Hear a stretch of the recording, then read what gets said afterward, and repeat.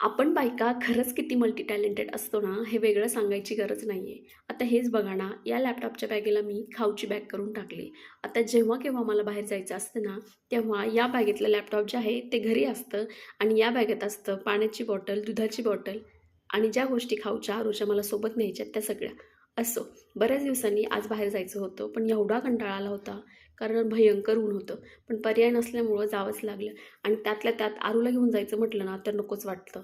पण शेवटी निघालोच आणि मग पुढं जाऊन थांबलो होतो पेट्रोल टाकण्यासाठी आणि पुढं ज्या कामासाठी गेलो होतो ते सगळं काम जे आहे आवरून घेतलं आणि परत निघालो होतो घरी यायला. तर येताना वाटेत नाश्ता वगैरे पण केला होता, पण त्याच्या क्लिप काही मी घेतल्याच नाही, कारण ऊन पण जास्त झालं होतं आणि आरू पण झोपली होती, त्यामुळं क्लिप वगैरे काही घेतल्या नाही.